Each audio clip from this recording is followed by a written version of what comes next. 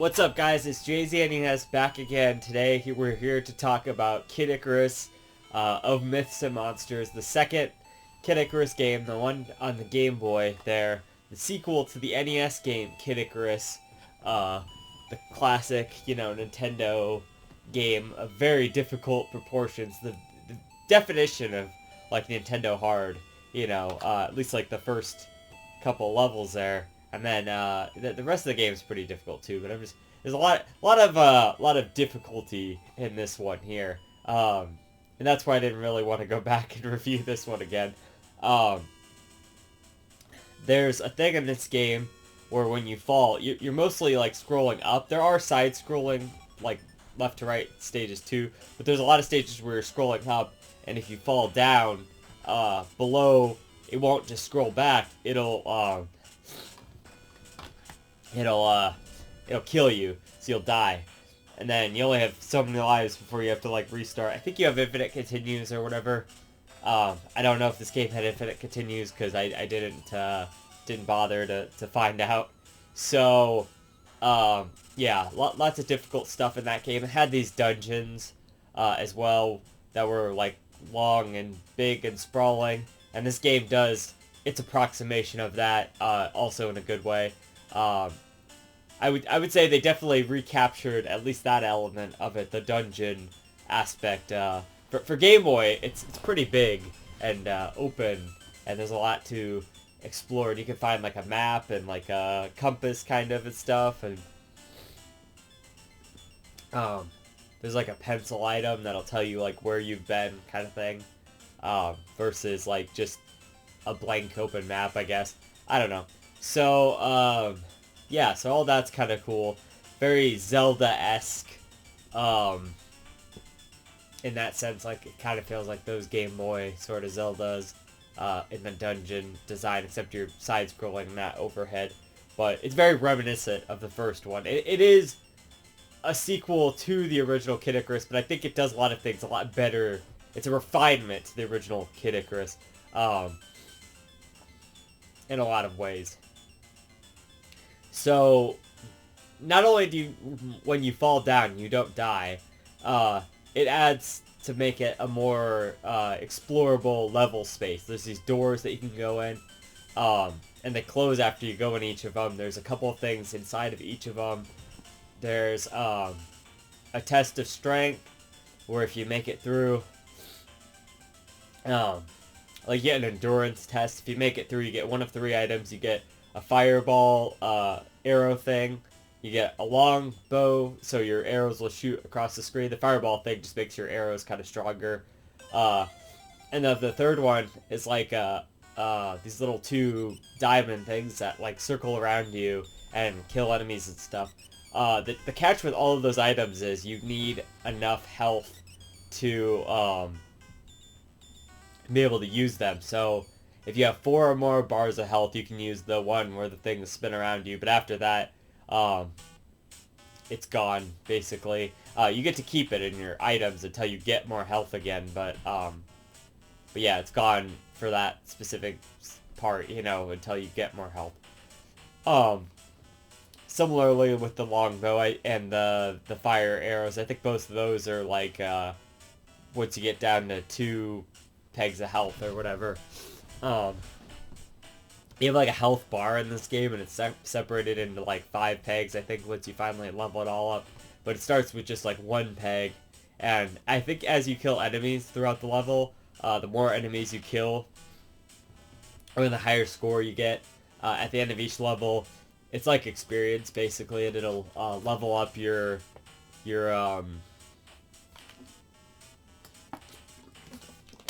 hearts, your health bar or whatnot.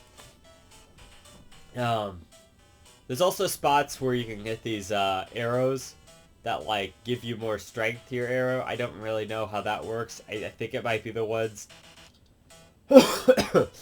often where the guys were like trade harder or whatever. But cannot confirm nor deny. But you do get those sometimes. I had like 3 or 4 of them by the end of the game there. You can, so the other things that are inside of doors there'll be like one where all these enemies will come at you. Basically, those are just so you can grind hearts. I usually skip those ones to conserve my health. And then there's also ones where you go in there and then there's these pots, and if you do them in the right order, you get all of the items in there. You can get hearts and you can get hammers, and then at the end there'll be like one premium item if you don't find the like little Grim Reaper devil guy before, you know, if that's the last one you choose, it'll actually be a premium item that you would usually have to pay for in a shop with like 300 or 400 hearts, you know, which is a lot. So, yeah. One of them is like the credit card from the first game. That's pretty cool. I think that's just like a one-time use or whatever.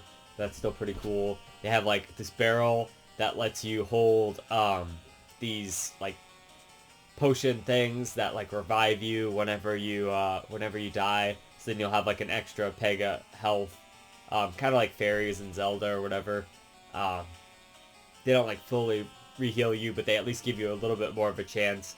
And those are usually like 250 hearts each. So there's like an aspect of this game where there's a lot of grinding for these hearts. I mean, you don't have to do that, but it is very beneficial if you grind for these hearts, and especially to replenish your health. They have these springs in the game that you can find in certain places, but a lot of times they're hidden, and you don't like really you don't really know where they're at. They become actually more plentiful, I found, throughout like the later parts of the game. So yeah, sometimes those are indoors. The shops, like I said, are sometimes indoors. Also, if you crouch down in a shop, it'll show you more items that you can buy. So that's cool. There's like this key that you can basically open any... Because once you leave the door, it closes. So there's a key that you can open any door that you have closed. In case you like exited too soon or something. I never really used that. I got one of them through one of those barrel games. I did a little bit of save stating, a lot of save stating, actually, to make this game a little bit more enjoyable. And one of the aspects was for those barrel games, for those jar games or whatever, so I could get the best prizes to make the game easier. But I think that makes the game more enjoyable, honestly. So go for it. I think this game definitely should be enjoyed with save states, because of a thing I'll talk about here in a second. But okay, let me think. So there's those. What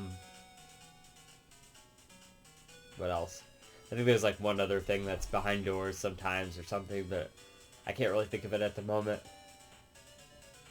So every time you do one of those endurance test things, you get one of the 3 items. So as long as you do 3 of them throughout the game, you can have all 3 items, which is nice. Those are really helpful, by the way. Pro tip, if I was going to do this again, I would definitely work on getting those items earlier. But then again, you can't even use them much until you like up your health a lot. So yeah, it might just take the natural course of the game for that. But, you know, I don't know. They're just helpful if you can get them. So, I mean, I guess my other pro tip is don't choose the diamond one early, because you can't use that until you have 4 pegs of health, which is going to take a while. So I would recommend that one last. Maybe get like the longbow first, and then like the fire one, or the fire one and then the longbow. One of those 2 first, obviously, so that you can actually use them. So yeah, other than that, like the levels, they're just pretty much typical Kid Icarus sort of levels. Lots of enemies. The only thing, like I said, they're a little bit more explorable because of the fact that you don't die when you fall back down. So that's nice.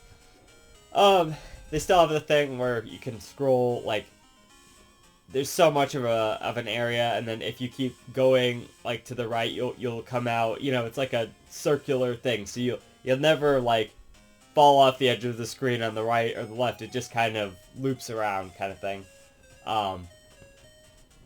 So, yeah. So that's nice. So that also comes into, like, level design of like, you know, you can go around and then you jump this way and then now you're higher and then you can keep going around. It's interesting. Anyway, so yeah, they feel like just basically more Kid Icarus levels. I mean, Kid Icarus was an NES game, you know, so it was 8-bit to begin with. So the fact that the Game Boy game seems like just a better version of that is good. And it's, you know, I mean, it's impressive that they improved upon it on a technically inferior console. I think in some ways the Game Boy could be more powerful than the NES, but the NES also has a lot more going for it in the fact that it's a console and it's not like a handheld. So, I mean, there's that. So, it's just impressive that they got as much as they could of it. If you use the color palettes, like, I guess for the Game Boy Color, Super Game Boy or something palettes, then, you know, it actually makes it look pretty good.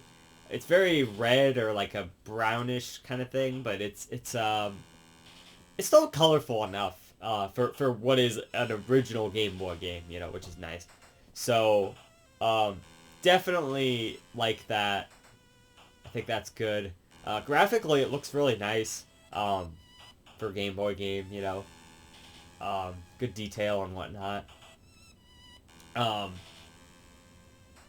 And I mean, in terms of difficulty, it's not super difficult. The levels, anyway. The bosses, on the other hand, are another story. So at the end of each dungeon, which are, you know, pretty big, and they can take a little while to get through. Also, the eggplant guys are back, and so, but they actually make a unique sort of thing in this game where the eggplants can get you through small gaps. So sometimes it's strategic to be turned into an eggplant and then just get healed. So that's kind of nice. It's kind of cool that they played with that. But yeah, I hate those guys anyway. But they don't take too much to take out in this game, so that's, you just kind of have to be careful about them. But yeah, so there's 3 dungeons. Each one has a treasure. That's kind of the whole point of the game, is to get the 3 treasures. So, and there's 13 levels, 4 stages. You know, each stage has like 4 levels, one of those being the dungeon, and then the last stage is just 1 level. So, there's that. But, yeah, so when you get to the end of each of the dungeon, there's a boss. The first one's like a Minotaur guy, and he like jumps onto each of the platforms or whatever. Each boss room's like pretty similar, if not the exact same. So really you just gotta dodge his attacks and then try and get in there for some hits. The next one's like a floating skull guy. Actually, he's got like bat wings, so he's like a demon bat skull guy. You know, also not terribly hard. It's just what's hard about them is they take up a lot of space on the screen, so you're likely to get hit in a lot of ways. And then they also have projectile attacks, which makes them hard. But also, just like they move, you gotta really master their movement and stuff. The third one's like a dragon fire serpent, they call it, but like it's basically a dragon. Like a long dragon, not like a blue eyes dragon or something, you know, like if you know what I'm talking about there. So yeah, more of the traditional, like, sort of like Chinese dragon or something like that. You know, like, so it's one of those kind of things. He's like flaming, and he has like little fireballs that he shoots. They come in patterns in 3 that are like the typical like V shape, you know, so there's 2 that go like this way and 1 that goes in the middle. So dodging those can be tricky sometimes. He was definitely the hardest of the bosses. I would say even between him and the final boss. Final boss is like this demon guy. He's got 2 stages where one of them... Well, I'll talk about that in a minute, because that'll tie into the last stage there. Anyway. So, the first 3 bosses are all in the same kind of room. And basically, they're, like I said, they're really not that hard. What the problem is that they take like a million hits to fucking kill them. and you can only get like 1 or 2 hits in if you're trying to be safe and actually do this. So this is where save states come in like huge handy. I would just get like a little section of a run and then save state, little section, save state when I didn't get hit or when I only got hit like once or something. Like it's really, really difficult, especially the dragon guy. Like took so many fucking hits. By the time he was done, I probably put hundreds of hits into him. It's ridiculous. It's so many hits. How they expected you to do this legitimately, I have no idea. I mean, you just gotta get really fucking good and really fucking lucky. Hopefully the continue system in this game is good, or the password system. I know there's a save system, so I guess you would just go back to the beginning of the level, maybe? I don't know. Even that seems like kind of hard because, you know, the dungeons are big, and if you have to go through all that again just to fight the boss again, that would suck. But, maybe they just start you off on the boss and tell you have to continue or something. I don't know. That would make sense. My point being, the bosses are like arrow sponges for sure. This is where some of those power-ups come in handy too. Which I didn't have any of them. Even on the final one, the only one I had was the fire guy. The fire arrow thing. So, yeah. But the final level, finally, once you get all of the treasures together, Palutina or whatever, she lets you use them. And, so it's like this really strong arrow thing. You get armor, and you get a flight ability. It's very similar to the original Kid Icarus in that regard, but you actually get to control this one a lot more. And you get to go through a stage where you can like float infinitely, kind of, if you tap the button, which is nice. So that's pretty cool. It makes the test of strength of the last dungeon like super easy. You just like fly up in the corner and you just stand there kind of thing. So that's nice. Yeah, you use it to get around a lot of obstacles and stuff. Oh, I didn't talk about the hammers. The hammers can break blocks. And so there's lots of hidden like doors and stuff behind those. Or you can break like these little statue things to get extra health and stuff. So yeah, that's always handy. But in the last stage, there's a lot of the areas where you have to do that. You can also use them as weapons, but like they don't really do that much as far as I could tell. It's always better to use like the ranged attacks. So yeah, that's a thing. But yeah, so it's cool. It makes you feel real badass when you have all of those things come together. And especially on the final boss, you get to use them. So first, it's just like this flying demon guy, and you're in this like really tall room. So you can just kind of fly and dodge and shoot him and stuff. And you've got like, if you have all the power-ups, it makes it a lot easier. I pretty much did that until I had a perfect run on that. And then the next boss is like this gigantic... He's gigantic! No, you're outside and it's like this gigantic version of that guy. It's pretty cool, actually. But he like... You have to shoot his head, so you have to like fly up to shoot his head. He shoots little bat guys out, and he has like these arrow things. The patterns on it, and he has like this ball that he shoots that like goes into like a big fan of like littler balls or whatever. So you really have to dodge a lot. And the cool thing about that is the patterns are meant to like, if you just stay static, he'll basically get you, you know. A lot of dodging and weaving, and then you have to like fly back up again to shoot him, and then like come down because his little arrow things will definitely get you if you're up there, unless you kind of like time it right. So it's a pretty cool final boss overall. And then the game ends, you know, and then that's it, and that's the whole game. And yeah, but it was like it was a pretty good game, a very good improvement on the original Kid Icarus there. I really liked it. I thought pretty cool, you know, not one that a lot of people have played. You know, not a lot of people have probably played this in comparison to maybe the original. Yeah, so, and I wanted to play this one before I played the new Kid Icarus. New as in like what, like 10 years ago? When did this game come out? 11 years ago. So yeah, the new Kid Icarus game 11 years ago. Anyway, before I played that one, I wanted to finish Kid Icarus of Myths and Monsters there. Um, it's a cool name too, by the way, of Myths and Monsters. It's make it sound like really regal and elegant, like Myths and Monsters are like epic. It's mythical, you know. It's like wow, cool. Um, yeah, but anyway, like the graphics were good, the soundtrack was pretty good, gameplay is good. The only problem I really have with it are these bosses are bullet sponges, you know, essentially. But the level design was good. All of that was really cool.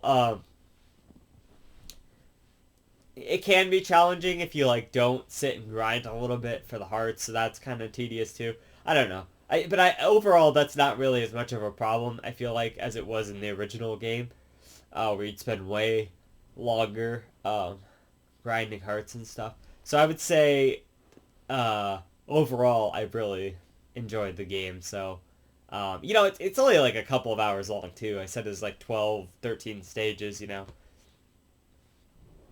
Yeah, I beat it between last night and today within a few hours. So, um, yeah. So I'm gonna give it like an 8.5 out of 10. And can't wait for the next one. So until next time, this has been JZNES saying keep it classic. Stick around for more reviews on underrated games, and I'll see you guys in the next one. JZ out.